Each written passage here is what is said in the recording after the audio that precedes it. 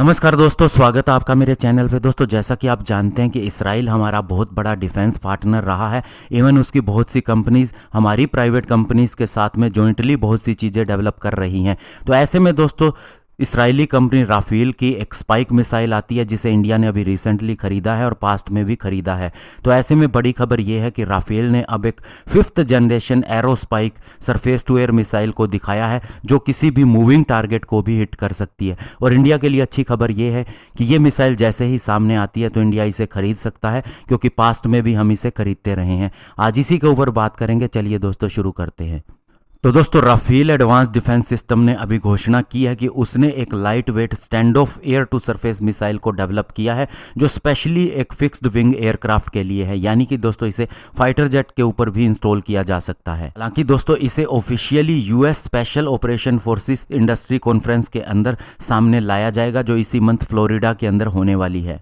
और इस नई एरोस्पाइक मिसाइल की बात करें तो ये राफेल की ही air to surface ground launched spike LR2 multipurpose surface to surface guided missile का ही हिस्सा है, जिसे अभी एयर लॉन्च्ड वेरिएंट के रूप में मॉडिफाई किया गया है। और ये स्पाइक LR2 जो कि दोस्तों spike anti tank guided weapon family का हिस्सा है, राफेल ने अभी कुछ समय पहले ही प्रोड्यूस किया था। ये 5th जनरेशन मिसाइल है जिसे कई तरह के प्लेटफॉर्म के ऊपर से लॉन्च किया जा सकता है।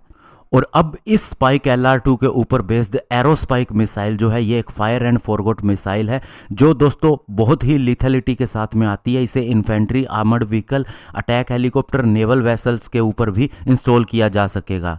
और जब इस स्पाइक LR2 मिसाइल को जब एक लैंड लॉन्चर से लॉन्च किया जाता है तो इसकी रेंज 5.5 किलोमीटर है, जबकि हेलीकॉप्टर से लॉन्च होने पर इसकी मैक्सिमम रेंज 10 किलोमीटर है।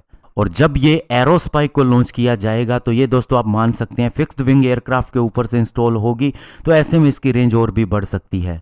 और इस एरो स्पाइक मिसाइल की खासियत की बात करें तो ये डे नाइट दोनों समय काम करेगी, हर वेदर में काम करेगी। और एयर टू सरफेस अटैक के दौरान ये किसी भी मूविंग टारगेट को, इवन दोस्तों एयर डिफेंस आर्टिलरी को, mobile surface to air missile system को, आर्मर्ड लैंड प्लेटफॉर्म को और अर्बन इंफ्रास्ट्रक्चर को डिस्ट्रॉय कर सकेगी।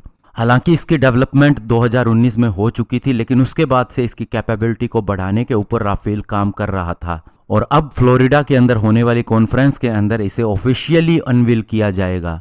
तो ऐसे में दोस्तों, ये इसराइल के लिए तो बड़ी बात है ही है, लेकिन इंडिया के लिए भी है, क्योंकि इसराइल ने कभी भी किसी भी वेपन सिस्टम के लिए इंडिया को मना नहीं किया, बल्कि जॉइंटली भी बहुत से प्रोजेक्ट के ऊपर काम हो रहा है।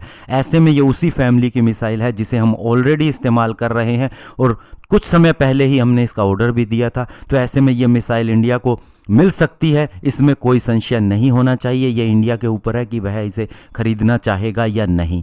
धन्यवाद। जय हिंद।